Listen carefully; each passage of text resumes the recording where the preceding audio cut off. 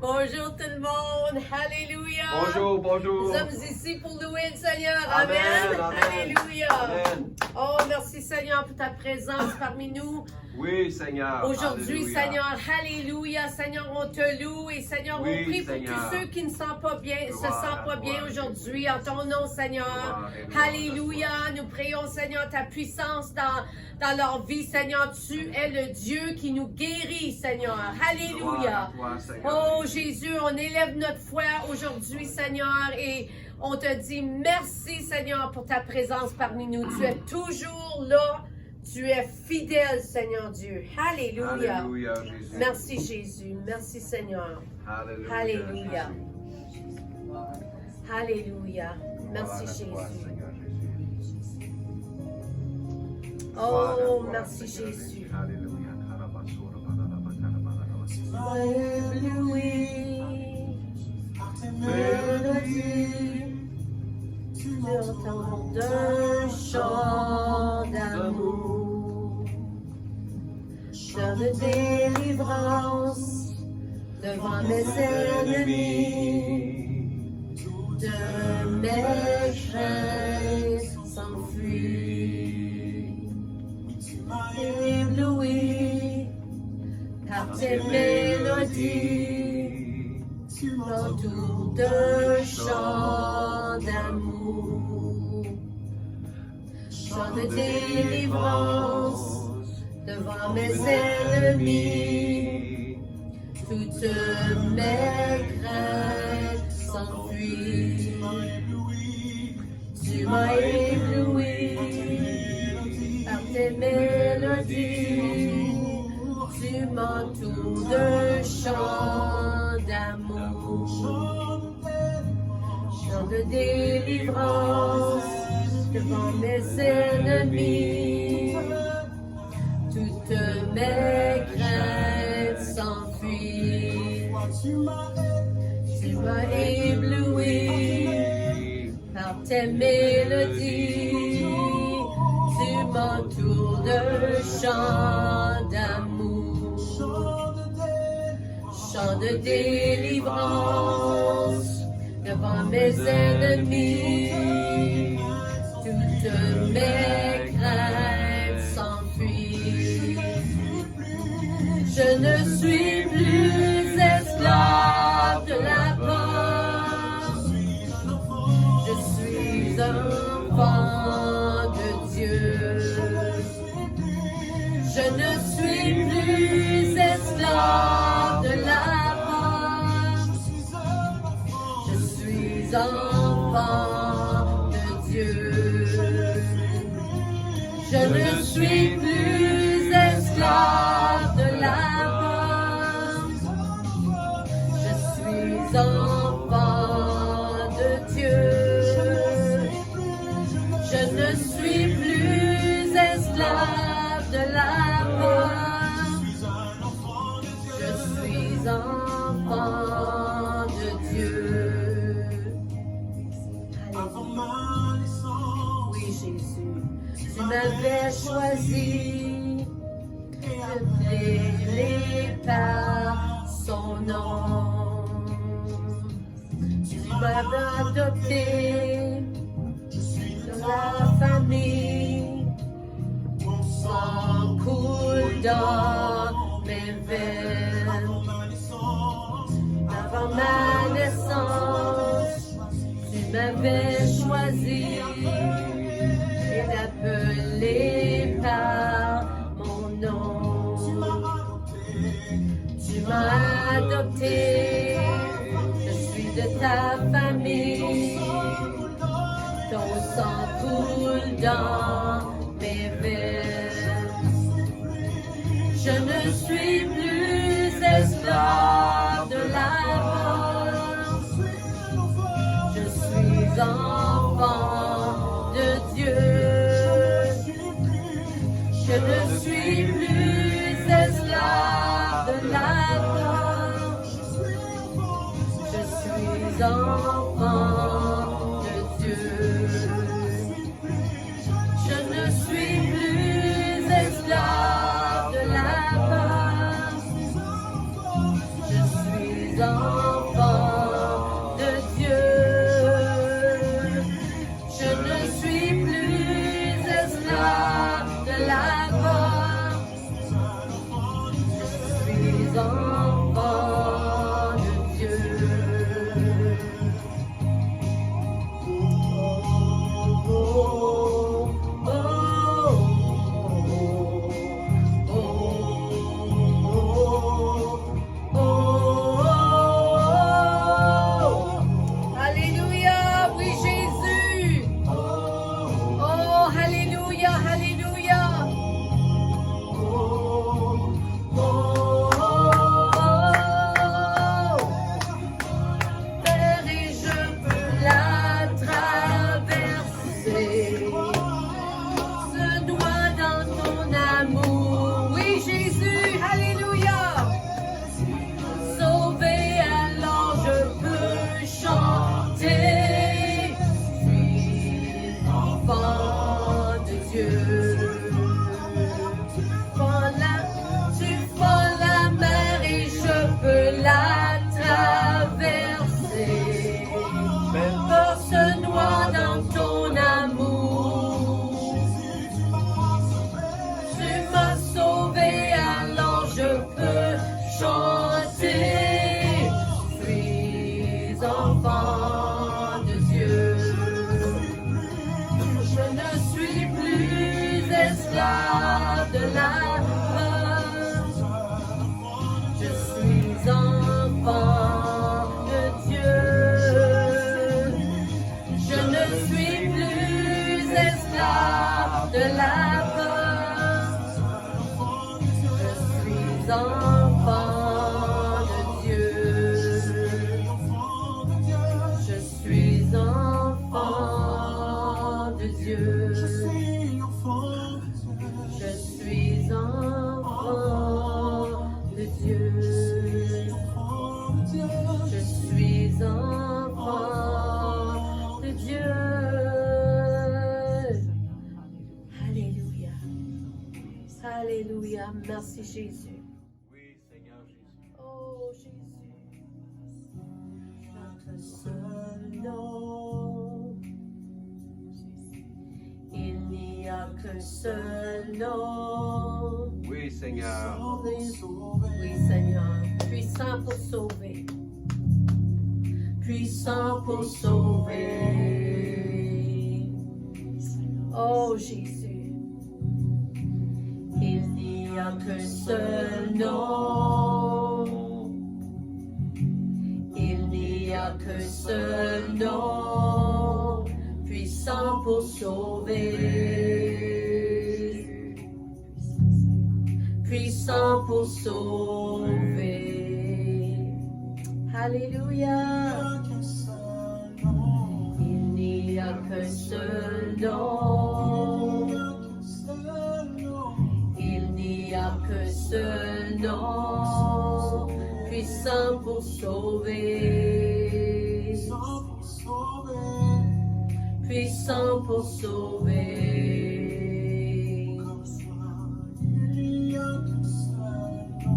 Il n'y a qu'un seul nom. Il n'y a qu'un seul nom. Puissant pour sauver. Puissant pour sauver. Jésus, genou fléchira,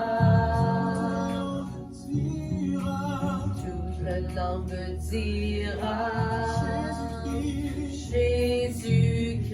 Jésus-Christ Alléluia. est Seigneur. Oui, Seigneur. Tout genou fléchira, Seigneur. Genou fléchira. Toute langue dira que Jésus-Christ est Seigneur.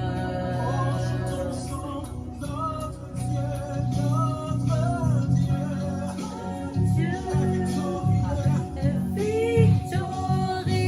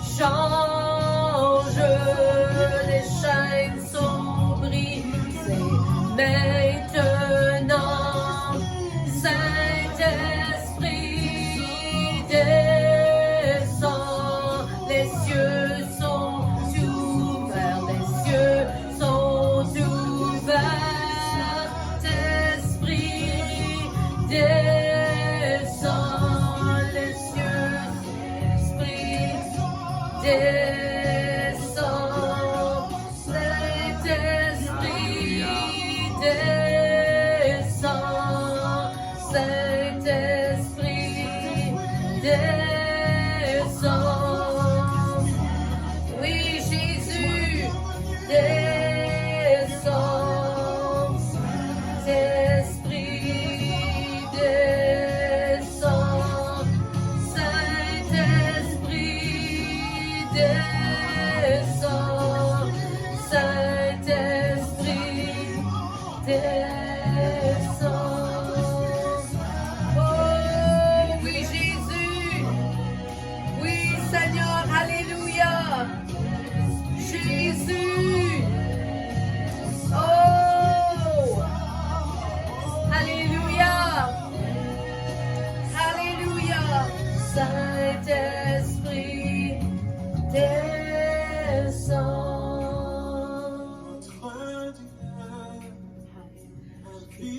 Victorieux, il règne à jamais, à jamais. Oui, Jésus. Jamais. Oh, alléluia, Jésus. Alléluia, Jésus. Alléluia. Alléluia, alléluia. Oh oui, Seigneur, nous chantons par la foi, Seigneur, aujourd'hui. Oui, Seigneur. Il est capable de rompre les seaux. Sinon, celui qui a été immolé, lui soit toute la gloire. Jésus, il est digne d'ouvrir le livre. Il est capable de rompre les seaux. Sinon, celui qui a été immolé, lui soit toute la gloire. Celui qui est assis sur le trône et à l'agneau, soit la louange, l'honneur, la gloire, dans à jamais. Oui, Seigneur. Celui qui est assis sur le trône et à l'agneau, soit la louange, l'honneur, la gloire, la force à jamais. Oui, Jésus, qui est digne d'ouvrir le livre, qui est capable de rompre les seaux. Alléluia. Sinon, celui qui a été immolé, à lui soit toute la gloire. Qui est digne d'ouvrir le livre, qui est capable de rompre les seaux. C'est toi, Seigneur, c'est toi, Seigneur. Sinon, celui qui a été immolé, à lui soit toute la gloire. Celui qui est assis sur le trône et à l'agneau, soit la louange, l'honneur, la gloire, la force à jamais. Et à celui qui est assis sur le trône et à l'agneau, soit la louange, l'honneur, la gloire, la force à jamais.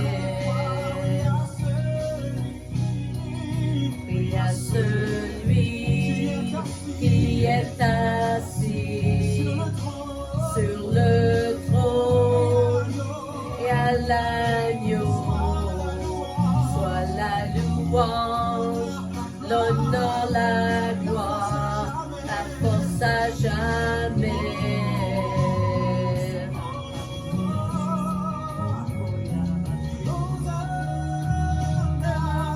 Au plus haut des cieux, Alléluia, toi soit la gloire. Hosanna, au plus haut des cieux, Alléluia, à Dieu soit la gloire. Hosanna, au plus haut des cieux, Alléluia, à Dieu soit la gloire. Hosanna, au plus haut des cieux, Alléluia, à Dieu soit la gloire. Alléluia. Gloire, gloire à l'agneau. Gloire, gloire, gloire. Gloire à l'agneau. Gloire à l'agneau. Gloire, gloire, gloire. L'agneau. Gloire à l'agneau. Gloire à l'agneau. Oui, Jésus, on te loue, Seigneur. Oh, alléluia, alléluia. Oh, merci, Seigneur Jésus. Gloire, gloire, gloire. Gloire à l'agneau. Gloire à l'agneau. Gloire à l'agneau. Gloire à l'agneau. Gloire à l'agneau. Alléluia. Qui est assis sur le trône et à l'agneau, soit la louange, l'honneur, la gloire, la force à jamais. Jésus, Alléluia. celui qui est assis sur le trône et à l'agneau, soit la louange, l'honneur, la gloire, la force à jamais. Alléluia. Oh, alléluia. Alléluia. Oh, merci Jésus. Merci Jésus. Merci Seigneur. Alléluia. Alléluia.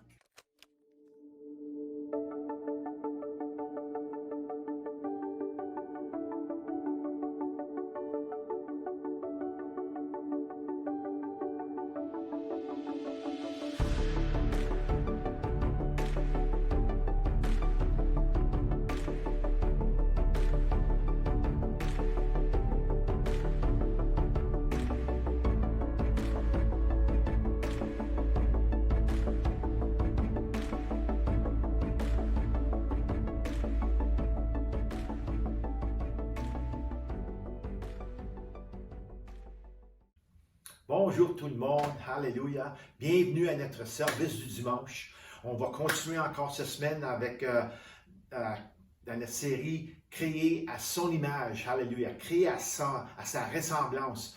Alors, aujourd'hui, je vais regarder à créer pour être comme lui, Alléluia. Nous sommes créés pour être comme lui, ses actions, ses pensées, Alléluia. Tu sais, quand il s'agit des pères qui sont fiers de leurs enfants, l'une des choses qui les rend fiers, c'est quand un fils ou une fille continue dans l'entreprise familiale. Ce que papa a commencé, le fils ou la fille maintient l'entreprise après la retraite ou le décès du père. Ils continuent dans les pas de leur père. Nous voyons cela tout le temps. Je l'ai vu de première main dans notre propre entreprise familiale, dans la foresterie. Et moi, j'ai entré dans cette entreprise avec mon père et mon frère il y a bien beaucoup d'années passées, presque une trentaine, au-dessus d'une trentaine d'années passées. Et j'ai resté avec mon père pour une douzaine d'années. Ben, mon jeune frère, lui, a repris les rênes. OK? Et cela rend mon père très fier. Alléluia. Mon père a enseigné tout ce qu'il savait à mon frère. Et maintenant, mon frère, mon petit frère, continue là où mon père est parti. Alors, il continue le bâton. Il a pris le bâton de mon père et il continue dans l'entreprise. On voit ça beaucoup dans l'agriculture, pour les fermiers. L'agriculture, comme un gagne-pain, exige beaucoup de travail acharné. Mais pour assurer que son succès continue, la prochaine génération doit être entraînée comme il le faut pour que l'entreprise continue de prospérer, continue à aller du devant. Nous le voyons dans tant d'entreprises privées. Le père crée une entreprise et au cours des années, le fils ou la fille trouve un moyen de la maintenir et ainsi de suite. Cela devient une entreprise générationnelle. Il y a un dicton qui dit « c'est son père tout craché » ou il est pareil comme son père. Dans l'Ancien Testament, dans les livres de premier ou le 1 ou 2 rois ou premier et deuxième roi, nous lisons au sujet du transfert de leadership ou le transfert de pouvoir lors du décès d'un roi. Dans ces deux livres, nous voyons dans de nombreux cas où le royaume d'un mauvais roi passe au fils. Et de même, lorsqu'il s'agit d'un bon roi. Si souvent, nous sommes des copeaux du vieux bloc, comme on dit. En anglais, on dit « chip off the old block ». Mais on appelle ça, on peut dire en français que c'est un copeau du vieux bloc. On est une petite partie de notre père. Nous imitons souvent nos pères de diverses manières. Le mauvais roi ici, quand on regarde au livre des lois dans la Bible, le mauvais roi avait souvent de mauvais enfants qui prenaient le contrôle du royaume et de même lorsqu'il s'agissait d'un bon roi. Alors souvent on lit que le roi qui était mauvais, méchant, son fils faisait la même chose. Soit qu'il faisait ce qui était mal aux yeux du Seigneur, ou soit qu'ils ont fait ce qui était bien ou bon aux yeux du Seigneur. Ils suivaient dans les chaussures de leur père. Ça, on voit ça tout partout. Cela en dit long sur les malédictions et les bénédictions générationnelles. Okay? Nous ne pouvons que deviner quelles seront les répercussions pour avoir fait ce qui est mal à ses yeux.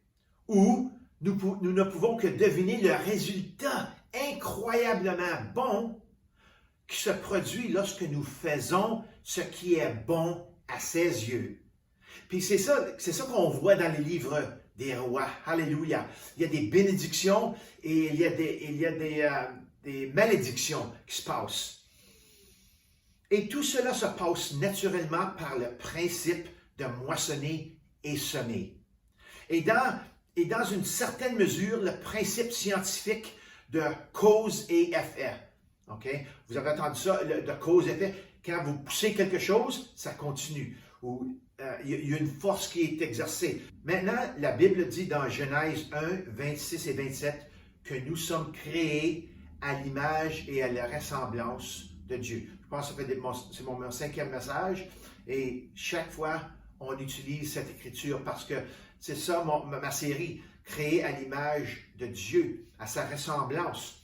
Alors, quand Dieu dit ça de nous, ça dit quelque chose.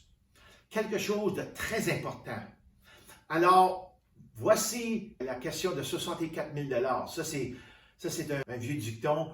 Dans les 50, il y avait des émissions du jeu télévisé. Ça s'appelait la question de 64 000 $. Alors, voici la question de 64 000 $.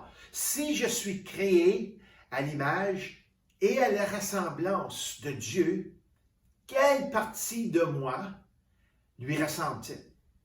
Quelle partie? Est-ce ma tête chauve? Mes bras forts? Est-ce que c'est mes yeux et mes oreilles?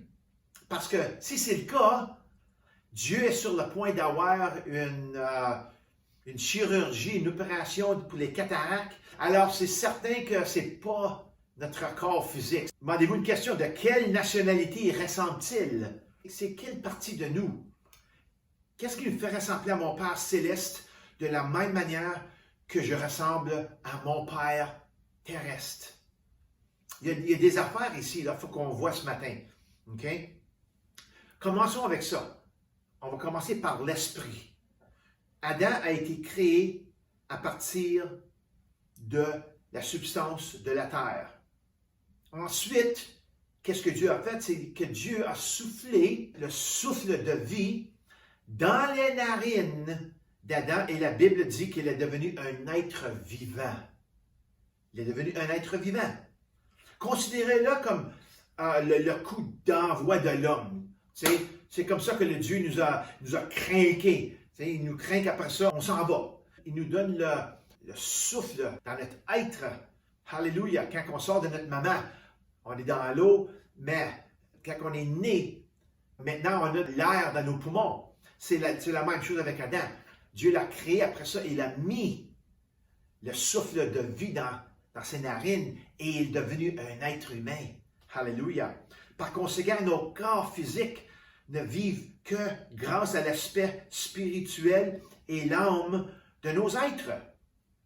Nous sommes créés, esprit, âme et corps. OK?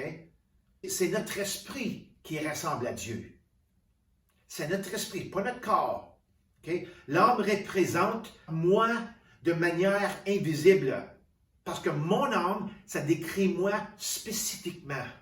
Mon âme n'est pas dans la personne d'autre. On n'a pas toute la même âme. On a toute un âme différent. OK? Ça, c'est mon individualité invisible. Personne ne peut voir mon âme. Vous pouvez seulement voir mon corps. Ma tête chauve, mes oreilles, tout mon corps. Vous pouvez le voir. Mais mon âme et mon esprit, tu ne peux pas le voir. Alléluia. C'est mon individualité invisible qui est mon esprit, qui est ma volonté et mes émotions. Et c'est ça ce qui fait moi. Mon vrai moi, là, c'est pas mon corps humain, c'est mon âme et mon esprit. Alléluia. Et mon corps physique est ce qui est vu, comme j'ai dit, dans le domaine naturel. Tout le monde sait qui est Pasteur Denis Boudreau. Tout le monde sait qui est Pasteur Sylvain Boudreau. Et vous connaissez le monde comme qu'il est. Le tous les jours, toi et moi, comme nous le voyons dans le miroir. Ça, c'est notre corps physique. Maintenant, parce qu'Adam a désobéi avec Ève, nous sommes nés dans le péché. Et à cause de cela, nous sommes nés séparés de Dieu. Adam et Ève ont eu la séparation. Et maintenant, tout homme après qui est né est séparé de Dieu. La Bible a dit en Romains 3, 23, tous ont péché et sont privés de la gloire de Dieu.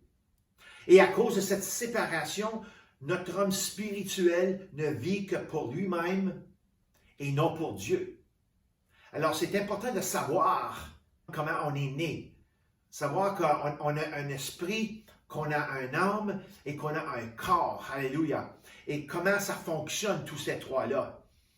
C'est pourquoi lorsque nous ne savions rien de Dieu, nous faisions ce que nous voulions et n'avions aucune compréhension de la séparation d'avec Dieu à cause du péché inhérent en nous.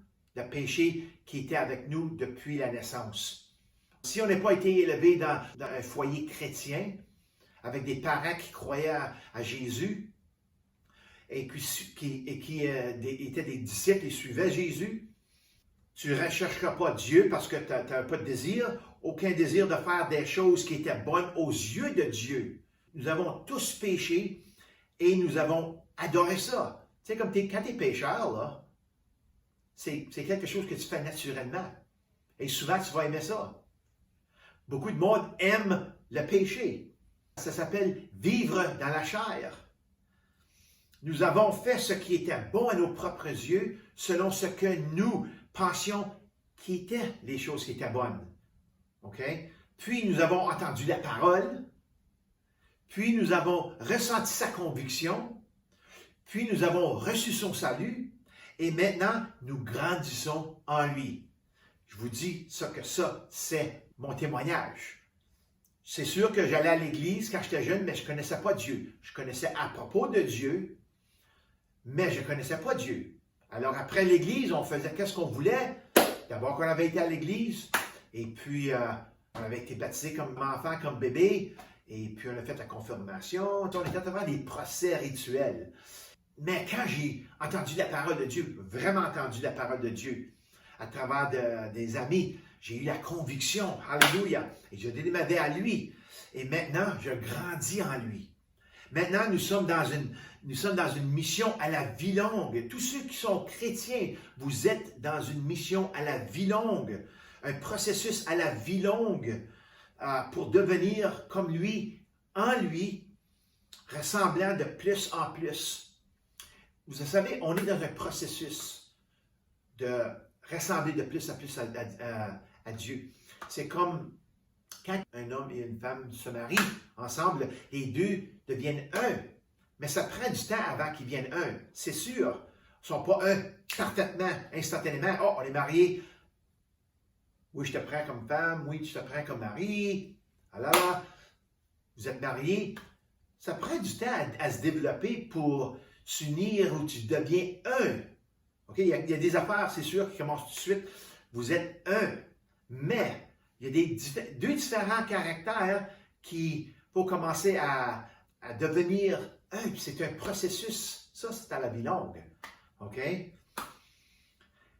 Et voici, je vais vous montrer, là, on va regarder comment nous précédons pour devenir un et comment on devient pour ressembler à Jésus. 2 Corinthiens 5,17 nous dit ça ici.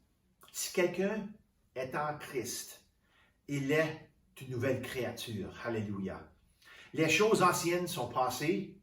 Voici, toutes choses sont devenues nouvelles. Alléluia. Maintenant, vous êtes une nouvelle créature. Quand vous avez donné votre cœur à Jésus, vous êtes une nouvelle créature. Quelque chose se passe maintenant, OK? Lorsque nous recevons Jésus comme notre Sauveur et notre Seigneur. Quelque chose se passe lorsque nous choisissons de vivre pour Jésus. Il y a des affaires qui se passent. La Bible ne dit pas ça pour rien. Il y a quelque chose qui se passe même si tu n'es pas connaissant. OK? Quand l'apôtre Paul dit être en Jésus-Christ ou être en Christ, cela, ça signifie que nous avons dit non au monde et nous avons dit oui à Dieu. Quand vous avez donné votre vie à Jésus, OK? Vous avez dit oui à Jésus et vous avez tourné du monde et vous avez dit non à ce monde-ci. Moi, je veux vivre pour Jésus. Je ne veux pas vivre pour ce monde-ci. OK? On est une nouvelle création en Christ qui a commencé à grandir en lui pour lui ressembler, pas extérieurement, mais intérieurement, à l'intérieur de nous. Il y a des changements. Quand moi j'ai devenu chrétien, oui, j'ai peut-être un sourire plus longtemps, puis j'avais plus de joie, mais vraiment, mon corps n'est pas changé. Il n'y a rien qui a changé. Vous avez vu une nouvelle créature, mais c'était en dedans, à l'intérieur de moi. OK?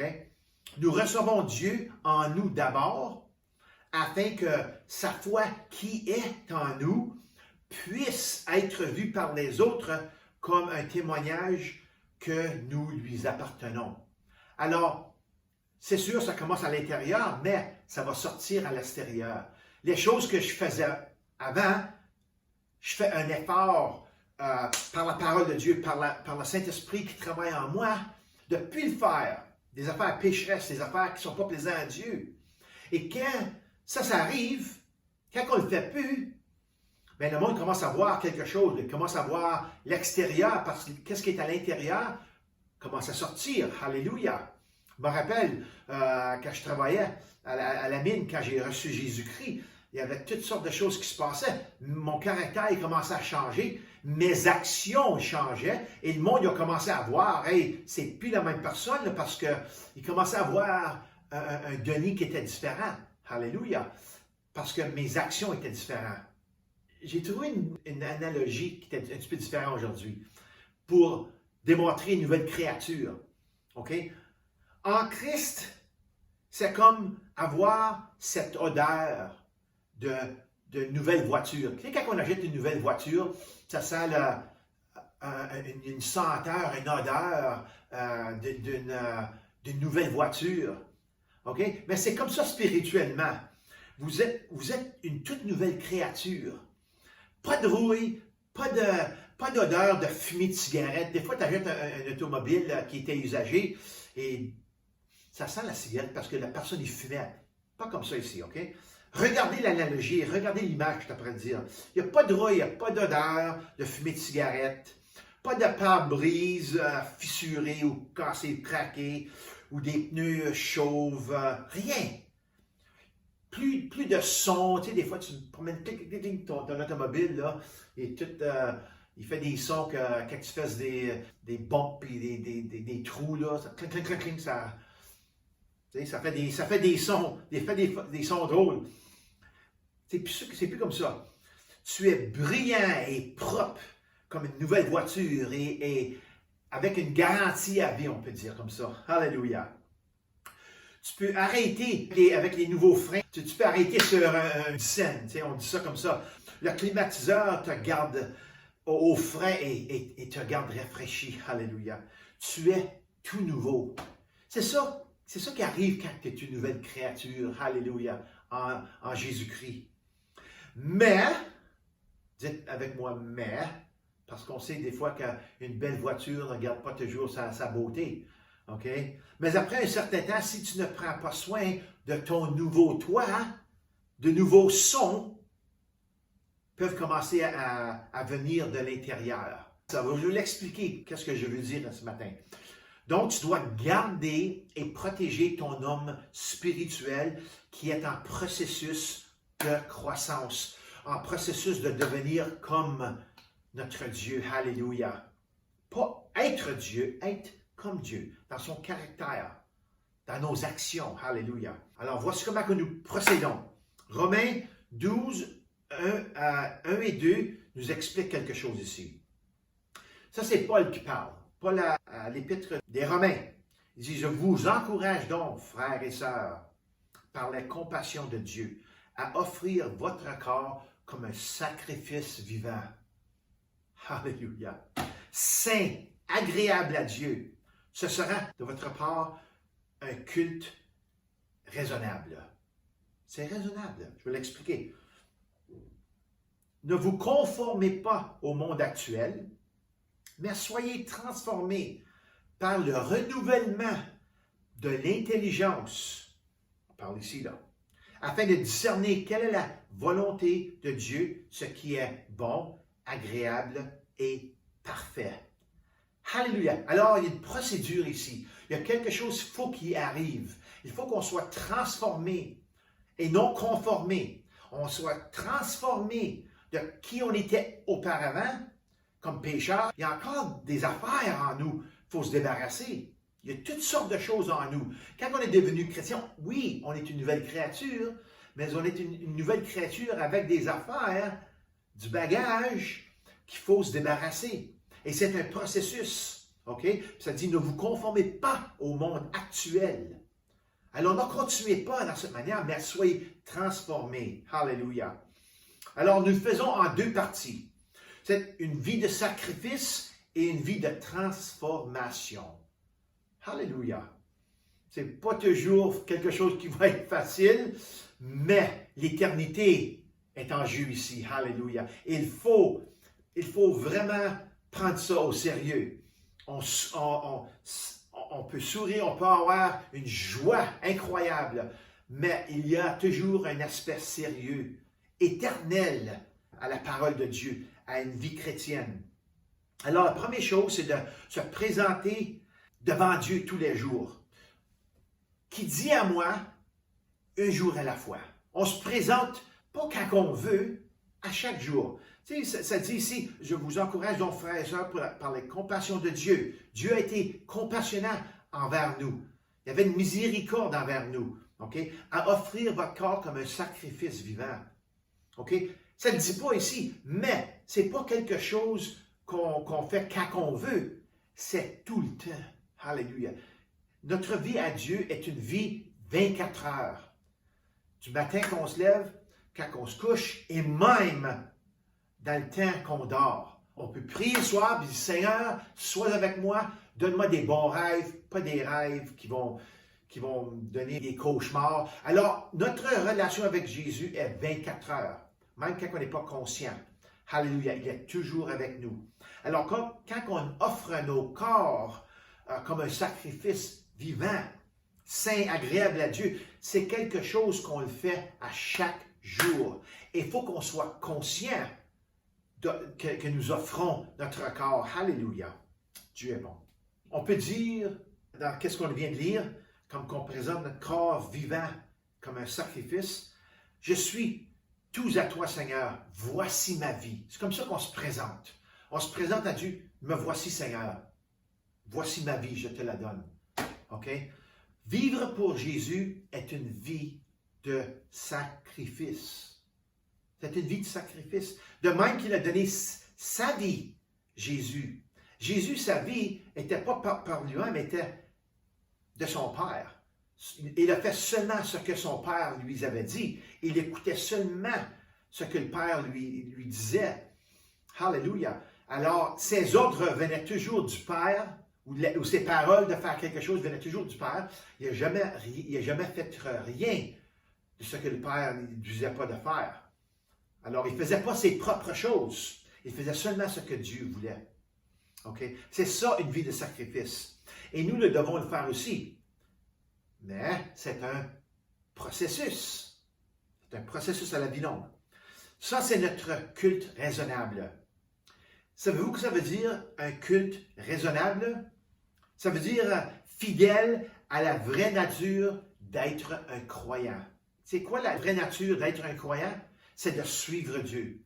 C'est de lire sa parole, d'étudier sa parole, de vouloir connaître Dieu encore bien plus, de désirer les choses de Dieu, avoir une passion pour qu'est-ce qui est passionné par Dieu. Les passions de Dieu devraient devenir nos passions. Alors, c'est d'être fidèle à la vraie nature, d'être un croyant. Nous ne pouvons pas simuler cette vie. Nous sommes tous appelés à être de véritables disciples. Quand Jésus a appelé les disciples, Pierre, Jacques et Jean, juste pour commencer, il dit, venez avec moi, je vais faire de vous des pêcheurs d'hommes. Ils ont abandonné tout de suite. Les filets, ils n'ont pas resté alentour. Immédiatement, la Bible a dit qu'ils ont relâché leurs filets et ils ont commencé à suivre Jésus, instantanément. Wow! Wow! Ça dit quelque chose, ça. C'est pas, on suit Jésus aujourd'hui, puis demain, puis jeudi, puis vendredi, après ça, on fait qu'est-ce qu'on fait. C'est pas ça l'intention. Un culte raisonnable, c'est d'être fidèle à la vraie nature d'être un croyant. Quand Adam et Ève ont été créés à l'image de Dieu et à la ressemblance de Dieu, la prochaine étape logique était de devenir et de continuer d'être comme lui en tout point. Okay? Il n'avait aucun péché et possédait une puissance pleine de domination. Il pouvait dominer. Alléluia. Le Seigneur, Dieu, leur avait donné la domination. Il n'y avait pas de péché. Rien ne les arrêtait. Alors, ils pouvaient continuer.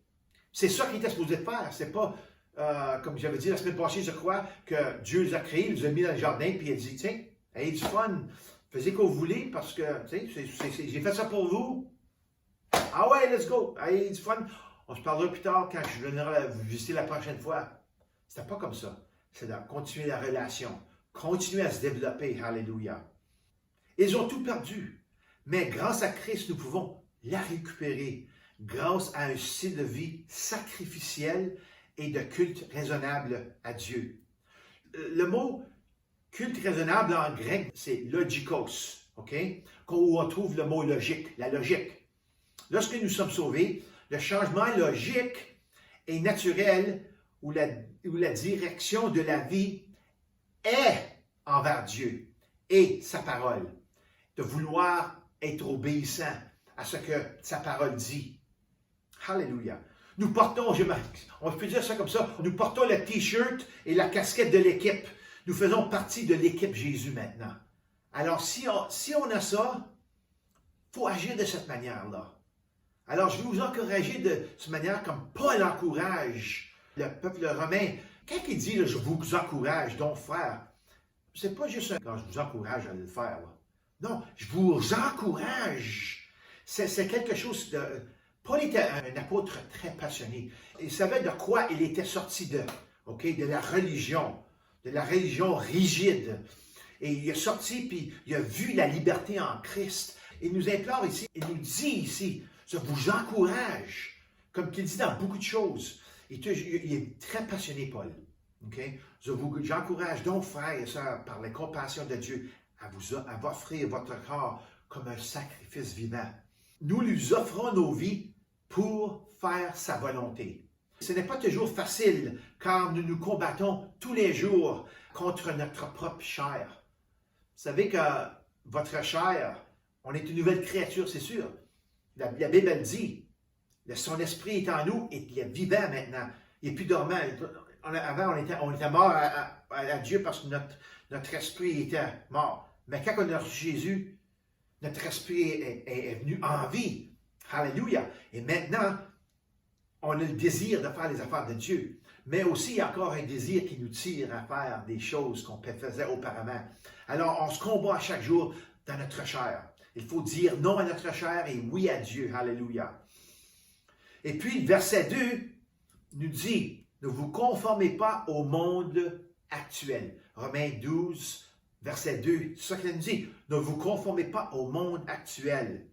C'est quoi ça? Ne vous conformez pas au monde actuel. Mais regardez avec moi à 1 Jean 2, 15 et 17. Voici ce que ça dit. C'est très, très clair. Puis après ça, on va regarder à ces trois choses-là. Il dit, n'aimez pas le monde, ni ce qui est dans le monde. OK? Ça ne parle pas des personnes, ça. OK? Ça parle des systèmes du monde. OK? Ce que le diable a fait de ce monde. Si quelqu'un aime le monde, l'amour du Père n'est pas en lui. En effet, verset 16, en effet, tout ce qui est dans le monde, puis il explique ici, il dit, la convoitise qui est dans l'homme, la convoitise des yeux et l'orgueil dû aux richesses, vient non du Père, mais du monde. Or, le monde passe, sa convoitise aussi, mais celui qui fait la volonté de Dieu demeure éternellement. OK? Si le monde ici ne se réfère pas à la création physique, pas aux animaux, pas à l'homme, OK? Mais à la sphère du mal ou au système qui opère dans ce monde-ci, qui a été établi par l'homme, dirigé, pas par Dieu, mais par le diable. La sphère du mal opérant dans le monde sous la domination de Satan. Regarde ce que 2 Corinthiens 4,4 nous dit. Pour les incrédules dont le Dieu de ce monde, okay, le petit Dieu, a aveuglé afin qu'il ne voit pas briller l'éclat que projette l'évangile de la gloire de Christ qui est l'image de Dieu. En d'autres mots, c'est Satan qui est le petit Dieu de ce monde-ci. C'est lui qui tente le monde. C'est lui qui établit toutes sortes de méchanceté, puis c'est lui qui établit toutes sortes de choses-là. OK? Alors, voici à ce que nous ne devons pas aimer ou nous conformer. La convoitise de la chair. OK? Nous disons à propos des choses de la chair dans Galates 5. Allez avec moi dans Galates 5, chapitre 5. Ça, c'est les choses ici qu'on ne devrait pas se conformer. OK?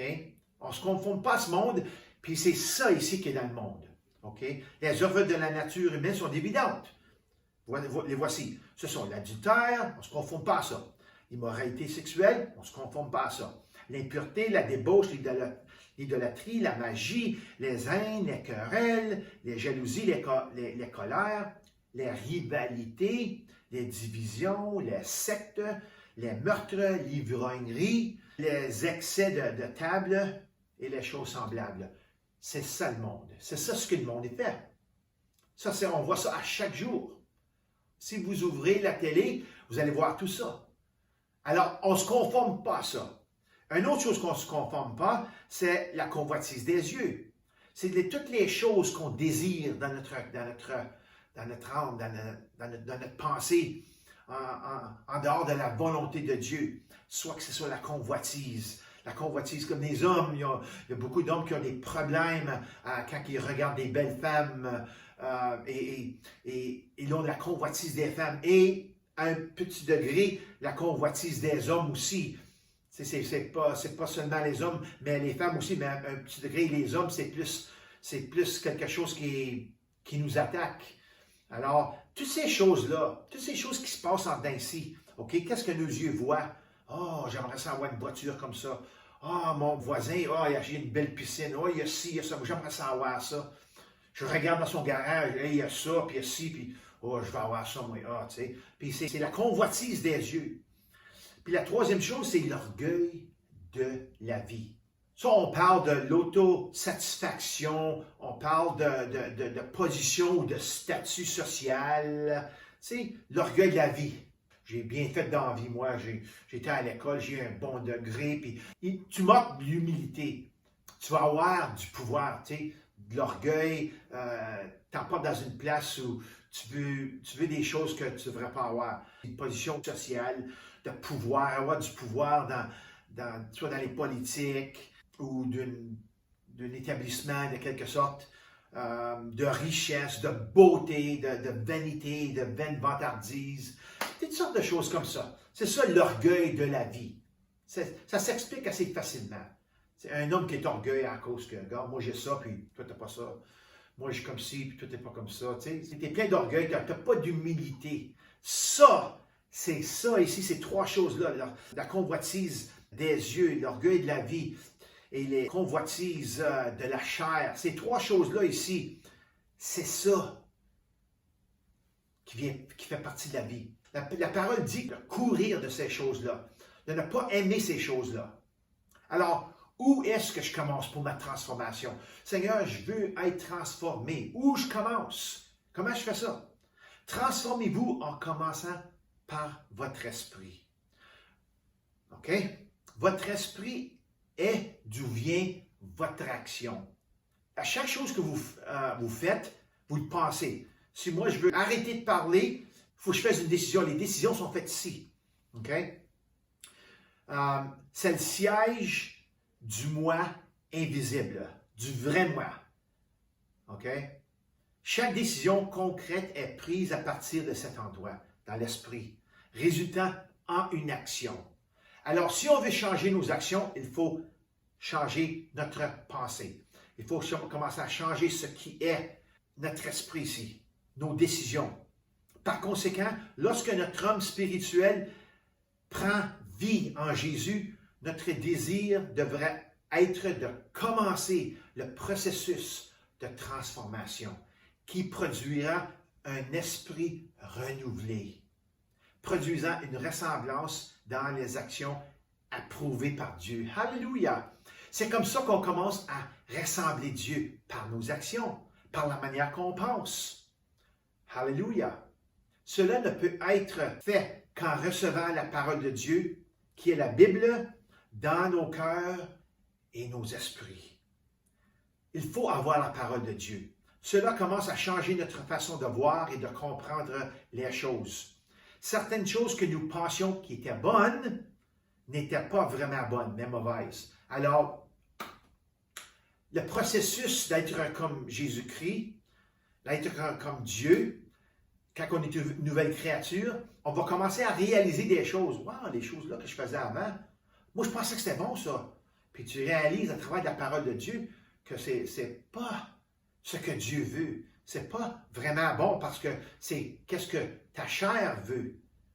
Alors comprenez ceci, c'est très important. À travers la parole, tu commences à recevoir des révélations et la vérité de la parole de Dieu ou qui est Dieu. Alléluia. Alléluia. Tu commences à désirer les choses de Dieu et à rejeter les choses qui ne sont pas agréables à Dieu. Ça s'appelle la transformation. Le mot transformation ici, OK, c'est le mot en grec métamorphou, P-H-O-O à la fin. Métamorphou. Puis un bon exemple, c'est l'aller d'une chenille au papillon. C'est ça la transformation. Ça s'appelle métamorphose. Tu vas à travers d'une métamorphose et tu deviens la nouvelle créature. Oui, c'est sûr, tu commences comme une chenille. On est tous des chenilles, mais il y en a qui sont rendus dans certaines étapes. OK? Puis il y en a qui sont après à voler comme un papillon maintenant. Alléluia! Mais c'est ça le processus, c'est ça l'idée. Mais pour que cela se produise, tu dois te rythmer et augmenter à partir de là. Alors, tu pognes un rythme dans ta vie, un rythme chrétien, un rythme de vouloir être un sacrifice agréable à chaque jour. Tu lis sa parole, tu pries, tu es conscient de Dieu. À chaque jour, tu commences un rythme. Un rythme, c'est quelque chose qui continue. Continue. Comme ton cœur y bat. Ton cœur y bat. Ton cœur y bat pour garder en vie. Ton cœur spirituel, il faut qu'il bat aussi pour te garder en vie spirituellement. Okay? Mais, OK, et nos vies en Christ ne sont pas un sprint, mais un marathon. OK? C'est pas une course à vitesse ici de 100 mètres, puis là, t'es fini. Non, c'est un marathon qui dure à la vie longue. OK? Comprenez ceci ici. Lorsque les Israélites étaient dans le désert, après que Moïse les ait conduits hors d'Égypte, Dieu leur a donné quelque chose de surnaturel à manger. OK? La manne du ciel. Dites avec moi, Dieu me donne quelque chose de surnaturel à manger. Dieu me donne quelque chose de surnaturel à manger. OK? Ce n'était pas de cette terre. La manne venait du ciel à chaque matin pour qu'il mange. Ce n'était pas du pain naturel, mais du pain surnaturel. C'était un type de la parole de Dieu. La manne a été donnée fraîche chaque matin. Il y avait de la manne qui était tombée, était fraîche chaque matin. Et c'est ainsi que nous devons recevoir la parole de Dieu. C'est de cette manière-là, comme une nourriture spirituelle chaque jour. La parole de Dieu pour toi devrait être fraîche à chaque matin, comme tu lis la parole. OK? Et c'est ça que Dieu veut faire. Il veut nous donner à chacun de ses enfants une manne fraîche, qui est la parole de Dieu chaque jour. Alors, comme que j'ai dit tout à l'heure, on donne notre vie comme sacrifice journalier à chaque jour. On va devant Dieu et on demande de la manne qui est sa parole de Dieu. Alléluia. Alors, voici comment on le fait là. Oui, c'est ça la manière, mais comment on le fait? Comment le fait-on? Prenez des petites bouchées de la parole et prolongez votre mastication. Prenez une bouchée, puis ils disent que quand tu prends une bouchée de manger, il faut qu'on le mange quelque chose comme 32 fois, je pense, pour que ça se digère proprement. Alors, tu prends une bouchée de la parole de Dieu, puis tu lis, tu médites. Ça, c'est la mastication. Ta parole, Seigneur, est bonne. 31, 32. Alors, tu commences à comprendre, il faut que tu prennes le temps de lire pour comprendre. Si tu ne sais pas qu'est-ce que ça veut dire, demande des questions. Alléluia. La personne qui t'a emporté au Seigneur, un pasteur, quelqu'un ça fait longtemps qu'il est dans la parole de Dieu, qui comprend un peu plus, il va t'aider. Alléluia. Il faut mastiquer la parole. Il ne faut pas juste la lire et dire « Ah, j'ai déjà lu la Bible. » J'ai entendu souvent le monde qui ont dit « Ah, la Bible? Ah, oui. Je l'ai déjà lu de couvert à couvert, de Genèse à Apocalypse. Ah oui, je l'ai déjà lu, c'est bien correct. » Ça, c'était la vie longue. La parole de Dieu est très, très, très profonde. Personne ne va jamais la connaître à sa capacité. Alléluia. Parce que c'est la définition de Dieu, la parole. Alléluia. Alors, prenez de petites bouchées et prolongez votre mastication. Cela vous évitera de vous décourager. Certains croyants promettent de lire la parole de Dieu. Oh Seigneur, je te promets, je veux lire, je vais être très, très en toi. Je veux prier chaque jour 1 heure, je veux lire pour 1 heure. Puis on va peut-être le faire pour quelques jours, après ça, tu vas échouer. Ça va arrêter. Tu vas te décourager, puis après ça, tu vas te fatiguer, tu vas mettre la parole de Dieu de côté, puis ça va s'arrêter complètement. Et ça arrive à beaucoup de personnes. Il faut vraiment prendre le temps de s'offrir au Seigneur comme un sacrifice. Alléluia. Paul, il ne peut pas le dire assez. Commencez lentement et prenez des petites bouchées et mâchez la parole pendant un moment. Gardez votre rythme. C'est un marathon et non un sprint. Un sprinteur donne tout son effort pendant une courte période, puis se fatigue. Mais un marathonien en entraînement se développe son endurance en long terme. Un marathonien ne peut pas courir vite. Un sprinteur ne peut pas courir des longues distances. C'est un coureur à courte distance. OK? Quand on est un marathonien, c'est ce qui arrive, ça produit de la patience plus que d'autres choses. Et la patience produit un caractère qui plaît à Dieu. Alléluia. Alléluia. Seigneur, il veut qu'on soit comme lui. En conclusion, souvenez de ceci. J'ai trouvé ça dans ma bibliothèque. Un pas ne vous mènera pas très loin. Vous devez continuer à marcher. Un mot ne dira pas qui vous êtes. Vous devez continuer à parler. Un pouce ne vous rendra pas très grand. OK? Vous devez continuer à grandir. Un acte ne fera pas tout. Vous devez continuer les actes. Alléluia. Alors, il faut continuer. Un petit peu par petit peu. On continue. On prend un pas. Quand on est solide, on prend un autre pas. Un autre pas. Un autre pas. Alléluia. On continue. Puis on ne dit pas juste une fois. Moi, je la répète souvent. Mais ce n'est pas juste un mot que je dis une fois puis je l'oublie. Non. Il faut continuer à parler. Il faut continuer à discuter les choses. Il faut continuer à demander des questions. Alléluia. Voyez, nous sommes créés à son image.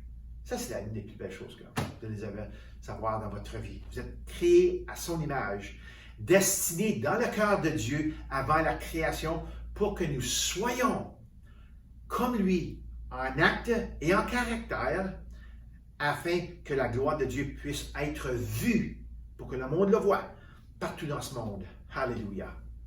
J'espère que cette parole a été bonne pour vous ce matin. J'espère que le Seigneur vous bénisse. Alors, prions. Seigneur, je te remercie, Seigneur. Je te remercie, Seigneur, premièrement, qu'on est créé, Seigneur, dans ton image. Aide-nous, Seigneur, ce matin, comme qu'on a lu, à donner notre vie en toi comme sacrifice, Seigneur, saint et agréable à toi. Tu as été compassionné envers nous, Seigneur. Alors, c'est la chose logique, Seigneur, de continuer en qui nous a sauvés, en toi. Alléluia. Alors, aide-nous, Seigneur, de ne pas se conformer à ce monde-ci, mais d'être transformé en Jésus-Christ, le Fils de Dieu. Alléluia. Alors, Seigneur, remplis-nous de ton esprit.